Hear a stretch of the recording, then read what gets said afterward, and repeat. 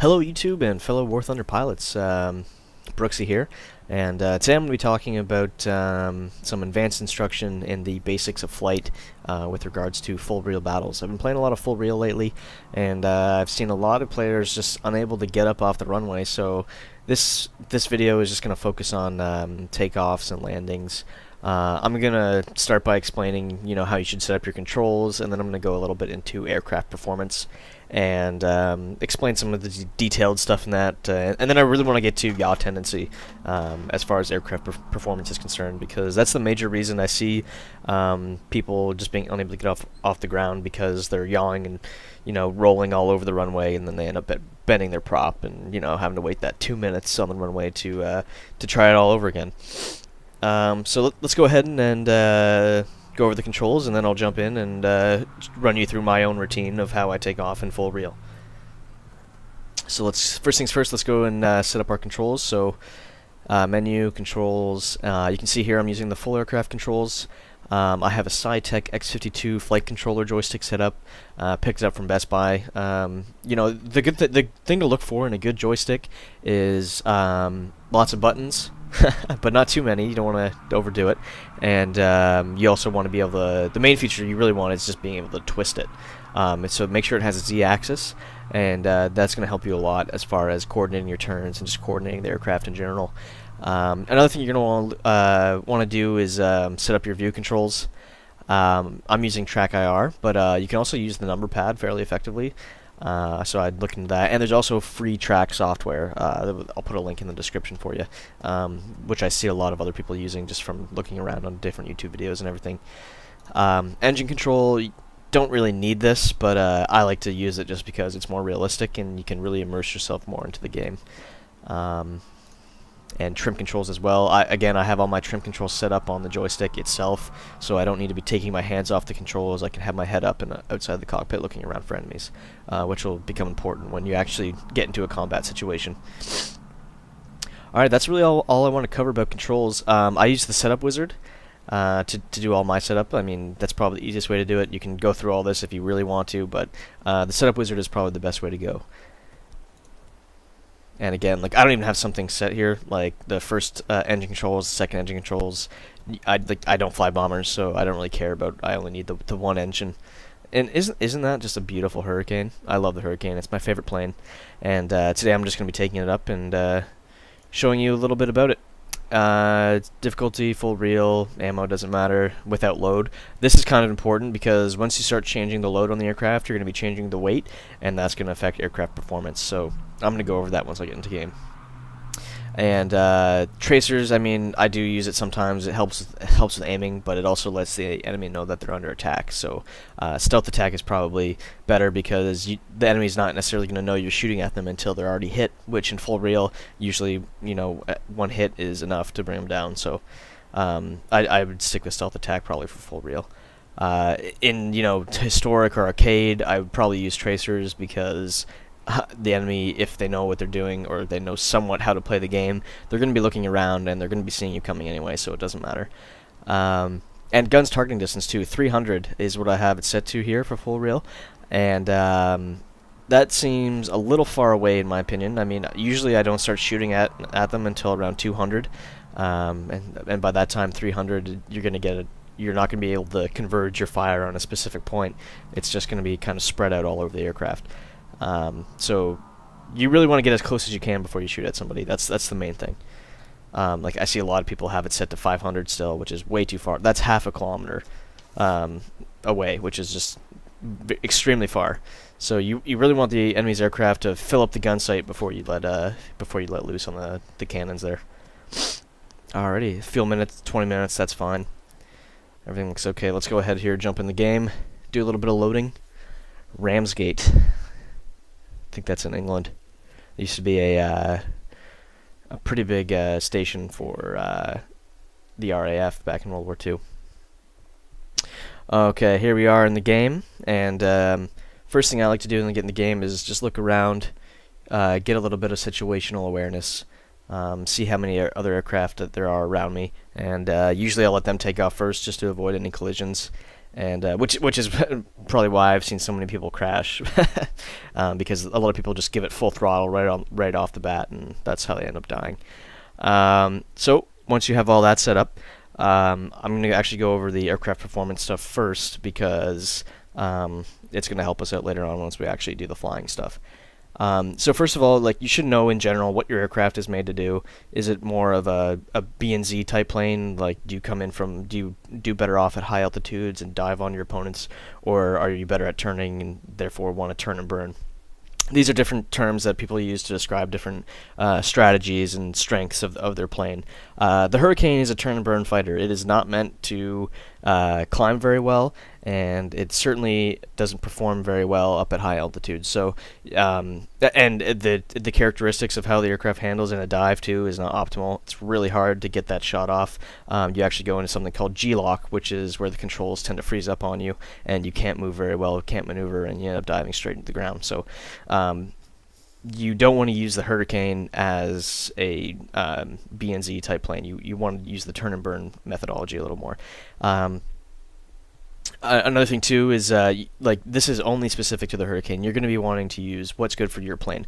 For example, the P-51 or the 109s, those are B and Z type planes. I think the E-mile is probably the 109E. It's a little bit better at turning, and then say the 109G, but again, just learn the aircraft, like, fly it around a little bit, at least in practice mode. Even I would suggest do a couple historical games as well, just so you can get a good feel for it and how to fly it. Knowing how to perform your aircraft to the maximum of its ability is going to make you a better fighter pilot in the end.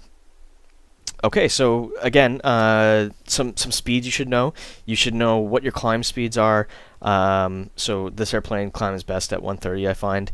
You should also know your VSO, which is your stalling configuration, or your stalling speed in a landing configuration, and that's 75 miles per hour here. So when I come over the runway, I'm going to be wanting to flare at around 80 or so, so that I can stall the plane right out over the runway and land. We got a couple trucks moving over here. What are those guys doing? That's pretty cool. I never actually noticed that before. Probably because I've never sat in the runway this long. There's infantry over there too. That's pretty cool.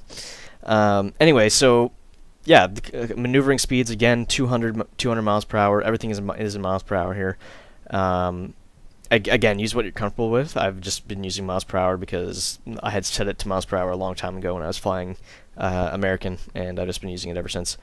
And also the gauge down here is in miles per hour on the Hurricane, so it just helps.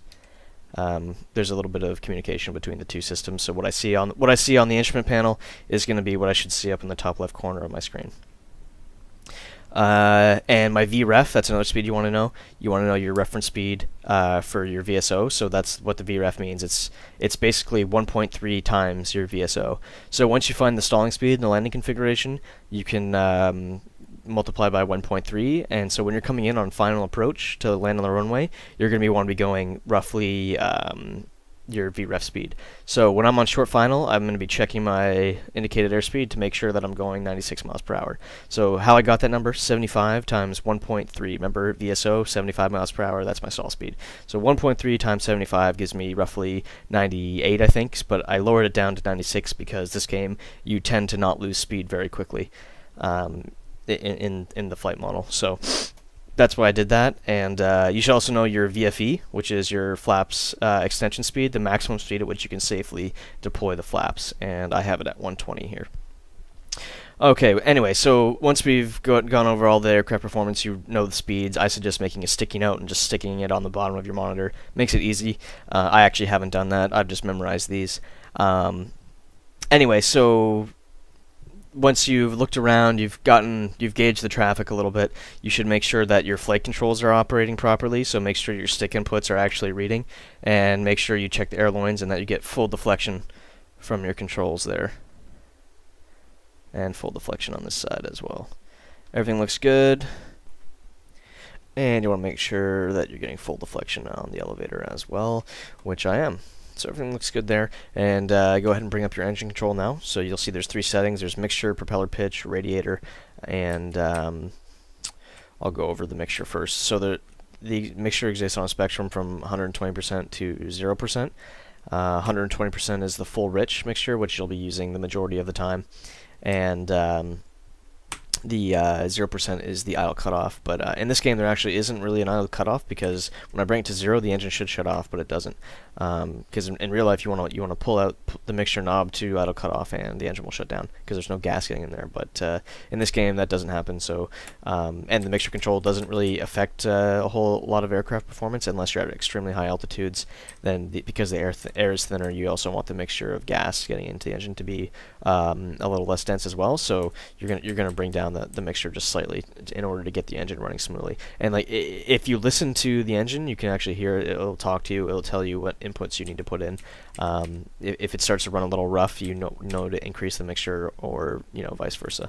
And the propeller pitch as well, you can see the little knob moving over here that controls your propeller pitch, which is basically adjusting the angle of the blades. There's fine pitch and coarse pitch. Fine pitch is 100% and coarse pitch is 0%. So fine pitch is basically what you're going to be using the majority of the time. You want to use that because it gives you a low blade angle, so it means it's cutting the air at a low blade angle, which gives you maximum thrust, but it also gives you a high drag ratio, which is why there's coarse. So coarse gives you less drag, it's more fuel efficient, but you don't really need to be using that as much. You're going to want it to be on fine most of the time, especially when you're in dogfights. But if you're just cruising along, I guess you can drop it down if you want. It doesn't really make a huge difference. So that's that. And the radiator. The radiator is open at 100% and it's closed at 0%. The majority of the time, you're going to want your radiator to actually be closed. That's going to cause less drag on the airplane and make you be able to hit higher speeds. And but if you leave it there, the engine will overheat. So you actually do want to be cooling it down at some point. Just keep an eye on your temperature gauges in the bottom right there of the screen, and that'll actually help you out a lot. And be careful that the temperatures don't get too high, otherwise the engine will just stop working altogether. And once you have that all set up, what you want to be doing is you actually want to start setting your trim. So this plane, I usually set the rudder trim to around 6%, and that's going to help you counteract the yaw tendency. Yaw tendency happens for three main reasons. There's the torque of the engine, which basically, for every action, tells us that there's going to be an equal and opposite reaction, and so that's one reason for yaw tendency. Another reason is the airstream that gets created by the propeller actually spirals around like a vortex around the airplane and ends up hitting the vertical stabilizer where the rudder is located, and that's going to cause the airplane to pitch over, or not pitch over, but yaw over to the left. And another reason is when you're in nose high attitudes, the descending blade is going to have a higher angle of attack, which causes a bigger bite, and that's going to mean more drag, and that's going to push you over to the left as well. So you have to be careful for that, because you could enter a spin that way. And so we have it set around 7-8%. That's probably good enough to counteract the yaw. And you're going to want to put your elevator trim to its takeoff position, which is around, on this airplane, around 10%. And then you can go ahead, start up the engine, double check, make sure our trim is set appropriately, and it looks good. Now what you're going to do is slowly increase the throttle. So I'm going to push it up to about 30% first, and we'll see the RPM gauge kick up here, as well as our fuel gauge down there as well, or fuel pressure. There we go, it's starting to come alive. You get the aircraft slowly moving forward, and then keep increasing the throttle, using just slight amounts of rudder here to keep it straight, and increase to 100%. And my rotate speed is 90 miles an hour. Slight back pressure on the stick. 100% throttle. And 90 miles an hour. And go ahead and just slowly ease back on the stick. Positive rate of climb, gear up. And if we had flaps, we'd be putting our flaps up as well. And we're going to climb to 1,000 feet plus AGL. AGL was 234, so we're going to climb to 1,234.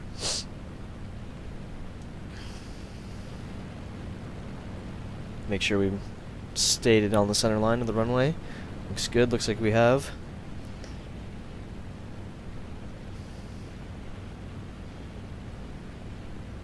There's 1,200, go ahead and level off, check the traffic, turn on to the crosswind, which is going to be 90 degrees to the runway, so we want to be perpendicular to it.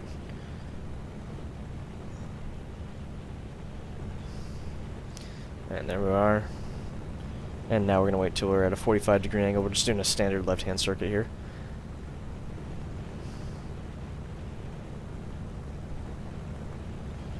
And turn left onto the downwind.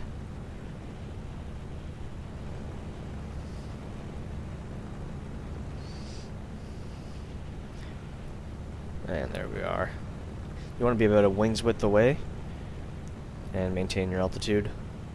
We're going to actually slow down the aircraft a little bit, and we're going to start doing our pre-landing checks. So again,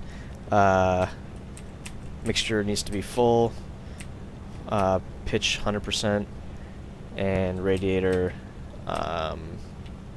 is closed. And we also want to put our flaps down and our gear down, so we're going to have to slow down to 120 miles an hour. That's our flap speed. So flaps down, gear down, maintain our altitude.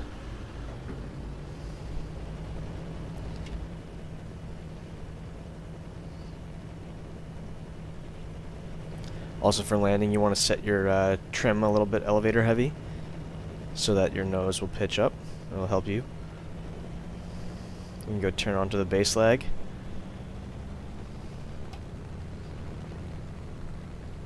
I'm getting a little low here, so I'm increasing the throttle, and I'm using the pitch to control the speed of the aircraft. Remember, when we're on final, we want to be using our VREF, which is 96 miles per hour. So I'm going to start slowing down again and turn on to the final.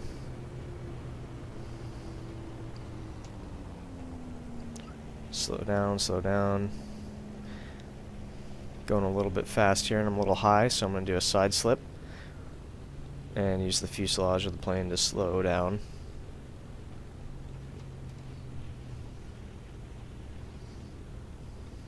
Going a little fast. It's okay though, it's a long runway. Over the runway, throttle back to idle. Stay on the center line.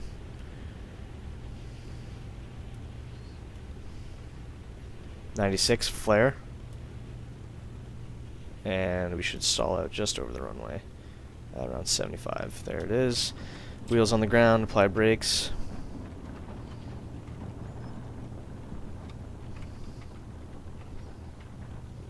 Stay on the center line. And we want to roll out. We want to roll off the runway here, so we can get out of the way for the people landing behind us.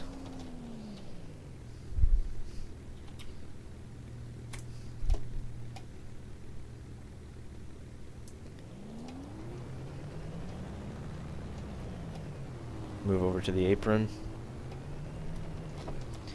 and shut her down. So shutting it down is the exact opposite.